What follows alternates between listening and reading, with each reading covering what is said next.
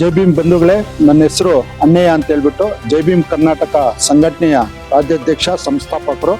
ಇವತ್ತು ಏನು ಕೇರ್ಪುರಂ ತಾಲೂಕು ಕಚೇರಿ ಅಭಿಲೇಖಾಲಯದಲ್ಲಿ ಏನು ನಡೀತಾ ಇದೆ ಅಂದರೆ ಅಕ್ರಮ ದಾಖಲೆಗಳು ಸೃಷ್ಟಿ ಮಾಡೋದು, ಬರೀ ಪಾಣಿ IL RR ಮತ್ತು MR ಕುಣಿಸೋದು, ಸಾಗುವಳಿ ಚೀಟಿನ ಅವ್ರ ಕೈಗೆ ಕೊಟ್ಬಿಡೋದು, ಈ ಥರ ಮಾಡ್ತಾ ಇರೋದು ಕೃಷ್ಣಮೂರ್ತಿ ಬಿಳೆ ಶಿವಾಲಯ ಗ್ರಾಮ ಸಹಾಯಕ ಮತ್ತು ವೈಟ್ಫೀಲ್ಡ್ ಅಗ್ದೂರು ಗ್ರಾಮ ಸಹಾಯಕನಾಗಿದ್ದಂಥ, ಇವಾಗ ಮಾಜಿ ಗ್ರಾಮ ಸಹಾಯಕನಾಗಿದ್ದಂಥ ವಿಶ್ವನಾಥ್, ಮತ್ತೆ ಅದೇ ಚಂಚಂದ್ರ ಕಾಡುಗೋಡಿ ಗ್ರಾಮ ಸಹಾಯಕ ರವಿ, ಇವರು ಮೂವರು ಸೇರಿಕೊಂಡು ತಾಲೂಕು ಕಚೇರಿಯಲ್ಲಿ ಅಕ್ರಮ ದಾಖಲೆಗಳು ಸೃಷ್ಟಿ ಮಾಡೋದು. ಬಂಧುಗಳೇ, ನಾನಿವತ್ತು ಹೇಳೋದಕ್ಕೆ ನನ್ನ ಹತ್ರ ದಾಖಲೆ ಇದೆ, ಗ್ರಾಮಗಳು ಹೇಳ್ತೀನಿ, ಯಾಕಂದ್ರೆ ಸರ್ವೆ ನಂಬರ್ಗಳು ಜಾಸ್ತಿ ಇರೋದ್ರಿಂದ ಅವರು ಯಾವ್ಯಾವ ಗ್ರಾಮದಲ್ಲಿ ಮಾಡಿದ್ದಾರೆ ಅಂತ ಹೇಳ್ಬಿಟ್ಟು ನಾನು ಗ್ರಾಮದ ಹೆಸರು ಹೇಳ್ತೀನಿ, ಅದಕ್ಕೆ ನಾನು ದಾಖಲೆ ಕೊಡಕ್ಕೆ ರೆಡಿ ಇದ್ದೀನಿ. ಬಂಧುಗಳೇ, ಇದು ನಾನು ಕಂದಾಯ ಸಚಿವರಿಗೆ ಖುದ್ದಾಗಿ ಅವ್ರಿಗೆ ಮನವಿ ಮಾಡ್ಕೊಂಡು ಹೇಳ್ತಾ ಇದ್ದೀನಿ. ಇವತ್ತು ಬೆಂಗಳೂರು ಪೂರ್ವ ತಾಲೂಕು ಕಚೇರಿಯಲ್ಲಿ ಸುಮಾರು 500ರಿಂದ 1000 ಎಕರೆಯಷ್ಟು ಅಕ್ರಮ ದಾಖಲೆಗಳು ಸೃಷ್ಟಿ ಮಾಡಿದ್ದಾರೆ. ಅದು ಬಿಳೆ ಶಿವಾಲಯ ಕೃಷ್ಣಮೂರ್ತಿ ಅವ್ರನ್ನ ಹಿಡಿಯೋಕ್ಕೋಸ್ಕರ ನಾವು 40 ಲಕ್ಷವರೆಗೂ ದುಡ್ಡು ಕೊಟ್ಟು ಅವನ ದಾಖಲೆ ಯಾವ ತರ ಮಾಡ್ತಾನೆ ಅನ್ನೋದಕ್ಕೆ ನಾನೇ ಸಾಕ್ಷಿ. ನಾನು ದುಡ್ಡು ಕೊಟ್ಟಿದ್ದೀನಿ, ನನ್ನ ಹತ್ರ ವಾಯ್ಸ್ ರೆಕಾರ್ಡ್ ಇದೆ, ಮತ್ತೆ ನನ್ನ ಹತ್ರ ವಿಡಿಯೋ ಇದೆ. ಬಂಧುಗಳೇ, ಮತ್ತೆ ನಾನು ಕಂದಾಯ ಸಚಿವರನ್ನ ಕೇಳಕ್ಕೆ ಇಷ್ಟಪಡ್ತೀನಿ, ಇಷ್ಟೊಂದು ಬೆಂಗಳೂರು ಪೂರ್ವ ತಾಲೂಕು ಕಚೇರಿಯಲ್ಲಿ ಅಕ್ರಮ ಆಗ್ತಾ ಇದೆ. ಚಂಚಂದ್ರ ಆಗಿರ್ಬೋದು, ಮತ್ತೆ ಬಿಳೆ ಶಿವಾಲಯ ಆಗಿರ್ಬೋದು, ಮತ್ತೆ ಮಂಡೂರ್ ಆಗಿರ್ಬೋದು, ಮತ್ತೆ ಮುಳ್ಳೂರು ಆಗಿರ್ಬೋದು, ರಾಮಗಂಡಳ್ಳಿ ಆಗಿರ್ಬೋದು, ಸಿದ್ದಾಪುರ ಆಗಿರ್ಬೋದು, ಮತ್ತೆ ವರ್ತೂರು ಹತ್ರ ಆಗಿರ್ಬೋದು, ಮತ್ತೆ ಮಂಡೂರು, ಆಮೇಲೆ ಬೊಮ್ಮೆನಹಳ್ಳಿ ಆಗಿರ್ಬೋದು, ಆಮೇಲೆ ಈರಂಡಳ್ಳಿ ಆಗಿರ್ಬೋದು, ಮತ್ತೆ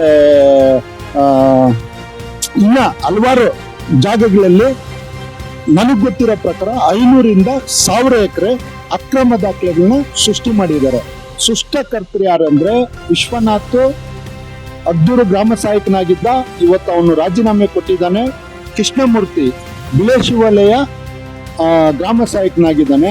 ರವಿ ಕಾಡುಗೋಡಿ ಗ್ರಾಮ ಸಹಾಯಕನಾಗಿರ್ತಾರೆ. ಅವರು ಇವತ್ತು ಸ್ಪೆಷಲ್ ಹತ್ರ ಕೆಲಸ ಮಾಡ್ತಾ ಇದ್ದಾರೆ. ನಾವು ಮೊನ್ನೆ ತಾಲೂಕು ಕಚೇರಿಗೆ ಹೋದಾಗ ಇವರು ವಿಶ್ವನಾಥ್ ಮತ್ತೆ ರವಿ ಮತ್ತೆ ಏನು ಕೃಷ್ಣಮೂರ್ತಿ ಇದ್ದಾರೋ ಅವರು ಮೂವರೂ ತಾಲೂಕು ಅಭಿಲೇಖಾಲಯದಲ್ಲಿದ್ರು. ನಾನು ಅದನ್ನ ವಿಡಿಯೋ ಮಾಡಕ್ ಹೋದಾಗ ಕೃಷ್ಣಮೂರ್ತಿ ನನ್ನ ಮೊಬೈಲ್ನ ತಗ್ತಾನೆ, ನಾನು 25 ಲಕ್ಷ ನಿನಗೆ ಕೊಟ್ಟಿದ್ದೀನಿ ಅಂತಾನೆ. ನನ್ನ ಹತ್ರ ಸಾಕ್ಷಿ ಇದೆ, ಚೆಕ್ ಸಮೇತ. ಇವಾಗ ಈ ವಿಡಿಯೋ ಚೆಕ್ ಸಮೇತ ಬರ್ತದೆ. ಅದಕ್ಕೆ 9 ಲಕ್ಷ ರೂಪಾಯಿ ಟ್ರಾನ್ಸ್ಫರ್ ಆಗಿದೆ. ಅವ್ರನ್ನೂ ಪರಿಶೀಲನೆ ಮಾಡಬೇಕು. ಮತ್ತೆ ಇವ್ರು ಮೂವರು ಏನು ಇವತ್ತು ನಾನು ಹೇಳ್ತಾ ಇದ್ದೀನಿ, ಅವ್ರು ಮೂವರು ದಾಖಲೆ ಕೊಡೋಕ್ಕೂ ನಾನು ರೆಡಿ ಇದ್ದೀನಿ. ಮತ್ತೆ ಅವನು TC ಕೂಡ SLCದು ಮತ್ತೆ ಸೆಕೆಂಡ್ PUದು TC ಮಾರ್ಕ್ಸ್ ಕಾರ್ಡ್ ಕೂಡ ಅಕ್ರಮ ಮಾಡಿದ್ದಾನೆ. ಬಿಳೆ ಶಿವಾಲಯ ಕೃಷ್ಣಮೂರ್ತಿ ಅಕ್ರಮ ಮಾಡಿ RIVA ಹುದ್ದೆಗೆ ಅರ್ಜಿ ಹಾಕೊಂಡಿದ್ದ, ಅದನ್ನ ವಜಾ ಮಾಡಿದ್ದಾರೆ.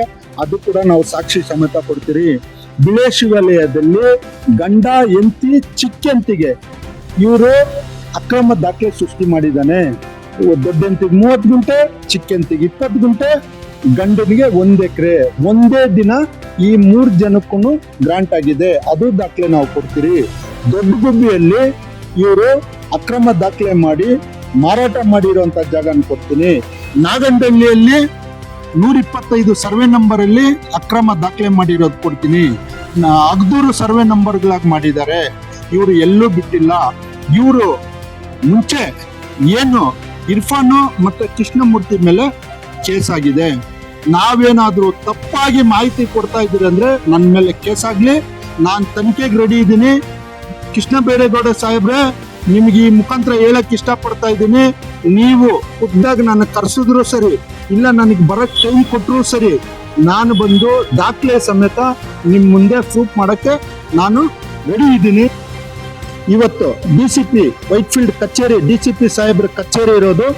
ನಾವು 2015ರಲ್ಲಿ 2 ವರ್ಷ ಟೆಂಟ್ ಹಾಕೊಂಡು 20ರಿಂದ 25 ಜನ ಹಲವಾರು ಹೋರಾಟಗಳು ಮಾಡಿ ವಿಧಾನಸೌಧ ಮುಂದೆ ಮಲ ಸುರ್ಕೊಂಡು, DCP ಆಫೀಸ್ ಆಗಕ್ಕೆ ಮುಂಚೆ ವೈಟ್ಫೀಲ್ಡ್ ಅಲ್ಲಿ ಮಲ ಸುರ್ಕೊಂಡು ಅವತ್ತು ಒಬ್ಬ ಹಿರಿಯ ಪತ್ರಕರ್ತರಾಗಿದ್ರು. ಅವರು ಹೆಸರಾಂತ ಪತ್ರಕರ್ತರು, ಇವತ್ತು ಪತ್ರಕರ್ತರಲ್ಲಿದ್ದಾರೆ. ಯಾಕಂದ್ರೆ ಅವ್ರ ಹೆಸರು ಹೇಳೋದು ಬೇಡ ಅಂತ ಹೇಳ್ಬಿಟ್ಟು ನಾನು ಹೆಸರು ಹೇಳ್ತಲ್ಲ, ಯಾಕಂದ್ರೆ ಅವ್ರ ಹೆಸರು ಬೇಡ. ಅವರು ಪತ್ರಕರ್ತರು. ನಾನು ಬಡವ್ರಿಗೆ ಮಾಡಬೇಕು ಅಂದಾಗ ನನ್ಗೊಂದು ಫೋನ್ ಬಂತು. ನಾನು ಯಾರಪ್ಪ ಫೋನು ಅಂತ ತೆಗ್ದಿದ ತಕ್ಷಣ ನಾನಪ್ಪ ಪತ್ರಕರ್ತರು ಇಂಥ ಹೆಸರು ಅವರು ಅಂದ್ರು. ಸರ್ ಹೇಳಿ ಸರ್, ಏನ್ ಸರ್ ಅಂದೆ. ಅವಾಗ ಬಂದು DCP ಸಾಹೇಬ್ರ ಆಫೀಸ್ ಕರ್ಕೊಂಡೋಗಿ DCP ಅವ್ರ ಹತ್ರ ನಾವು ಕೊಟ್ಟಿರೋ ಕಂಪ್ಲೀಟ್ ಎಲ್ಲ ವಾಪಸ್ ತಗೊಂಡು ಒಂದೇ ಮಾತು ಹೇಳಿದ್ರು ಅವರು, ನೀನು ಮಾಡೋದಾದ್ರೆ ಪೊಲೀಸ್ ಸ್ಟೇಷನ್ ಮಾಡು ಅಂತ ಹೇಳಿದ್ರು. ಅವ್ರ ಹಿರಿಯರಿಗೆ ಪತ್ರಕರ್ತರವರು ಸುಮಾರು 40 ವರ್ಷಗಳಿಂದ ಪತ್ರಕರ್ತದಲ್ಲಿ ಇವತ್ತು ಇದ್ದಾರೆ. ಅವ್ರ ಮಾತಿಗೆ ಬೆಲೆ ಕೊಟ್ಟು 2 ವರ್ಷ ಟೆಂಟ್ ಹಾಕೊಂಡು ಗುಡಿಸ್ಲಾಕೊಂಡು ಕಾದು, ಅದು ಯಾರ ಮೇಲೆ ಗೆದ್ದಿರೋದು ಗೊತ್ತಾ ಬಂಧುಗಳೇ? ಪ್ರೆಸ್ಟೀಜ್ ಗ್ರೂಪ್ ಮೇಲೆ. ಇತಿಹಾಸ ಅಂದ್ರೆ ನಮ್ದೇ ಅದು ಇತಿಹಾಸ. ಅದು ಆ ಪತ್ರಕರ್ತರಿಗೆ ಸೇರ್ಬೇಕಾಯ್ತು. 2 ವರ್ಷದಿಂದ ನಾವು ಟೆಂಟ್ ಹಾಕೊಂಡು ಕೂತು ಗೆದ್ದು ಮಾಡಿದಿರಿ. ನಾವು ಜಾಗ ಉಳಿಸಿದಿರಿ. ಇವತ್ತು ಅದೇ ಪತ್ರಕರ್ತರು ಓಫ್ರಾಮ್ ಸರ್ಕಲ್ ಅಲ್ಲಿ ಬಸ್ ಸ್ಟ್ಯಾಂಡ್ಗೆ ಅಂತ ಹೇಳ್ಬಿಟ್ಟು ಮಾಡಪ್ಪ ಅಂತ ಹೇಳಿದ್ದಾರೆ. ಅದನ್ನು ಮಾಡ್ತಾ ಇದ್ದೀನಿ. ಅಂಬೇಡ್ಕರ್ ಭವನಕ್ಕೆ ಮಾಡೋಂದ್ರು. ಆ ಪತ್ರಕರ್ತರು ಹಿರಿಯರು ಅವರು ಇವತ್ತು ಒಂದು 15 ಎಕರೆವರೆಗೂ ಸರ್ಕಾರಿ ಜಾಗನ ಸ್ವಂತವಾಗಿ ಅವರೇ ಹೋರಾಟ ಮಾಡಿ ಉಳಿಸಿ ಇವತ್ತು ತಾಲೂಕು ಕಚೇರಿಗೆ ಹಾಕುವಂತ ಜಾಗನ ಉಳಿಸ್ಕೊಟ್ಟಿದ್ದಾರೆ. ಬಂಧುಗಳೇ, ನಮ್ಮಲ್ಲಿ ಏನಾದ್ರೂ ತಪ್ಪಿದ್ರೆ, ನಮ್ಮಲ್ಲಿ ಏನಾದ್ರೂ ಕರಪ್ಷನ್ಸ್ ಇದ್ರೆ ಯಾವ ತನಿಖೆಗೆ ಬೇಕಾದ್ರೂ ರೆಡಿ ಆಗ್ತೀನಿ ನಾನು. ಆದ್ರೆ ಇದು ಏನು ಇವತ್ತು ಅಕ್ರಮ ದಾಖಲೆಗಳು ಸೃಷ್ಟಿಯಾಗಿದೋ ಅದು CBI ತನಿಖೆ ಆಗ್ಬೇಕು, ಇಲ್ಲ NI ತನಿಖೆ ಆಗ್ಬೇಕು. ನಾವು ದಾಖಲೆ ಕೂಡ ರೆಡಿ ಇದೀವಿ ಅಂತ ಹೇಳಕ್ಕೆ ಇಷ್ಟಪಡ್ತೀನಿ. ಮಾನ್ಯ ಜಿಲ್ಲಾಧಿಕಾರಿಗಳಾದಂತ ಅಂದಿನ ಡಾಕ್ಟರ್ ಅಶ್ವಥ್ ಸರ್ ಅವರು ಅವತ್ತು ನಮ್ಮನ್ನ ಕರೆಸಿ ನಮ್ಗೆ ನ್ಯಾಯ ದೊರಕಿಸ್ಕೊಟ್ರು. ಅದರಲ್ಲೂ ಆ ಸಂದರ್ಭದಲ್ಲಿ ನಮ್ಮ MLA ಆಗಿದ್ದಂತ ಮಿನಿಸ್ಟರ್ ಸಹ ಆಗಿದ್ರು. ಆ ಟೈಮಲ್ಲಿ ಅವರು ಕರೆದು ಪೊಲೀಸ್ ಸ್ಟೇಷನ್ ಮಾಡಿ ಅಂತ ನಮ್ಮ ಅರವಿಂದ್ ನಿಂಬೋಳಿ ಸಾಹೇಬ್ರು ಅವತ್ತು DC ಸಾಹೇಬ್ರಿಗೂ ಮನವರಿಕೆ ಮಾಡಿಕೊಟ್ರು. ಅದರಿಂದ ನಮಗೆ ಆ ಸ್ಟೇಷನು ಮತ್ತೆ DCP ಆಫೀಸು ಎಲ್ಲ ಆಗಿದೆ ಬಂಧುಗಳೇ. ಇದು ತನಿಖೆ ಮಾತ್ರ CBI ಇಂದ ಆಗ್ಬೇಕು, ಮತ್ತೆ NI ಇಂದನೇ ತನಿಖೆ ಆಗ್ಬೇಕು ಅಂತ ನಾನು ಕಂದಾಯ ಸಚಿವರಲ್ಲಿ ಬೇಡ್ಕೊಂತೀನಿ.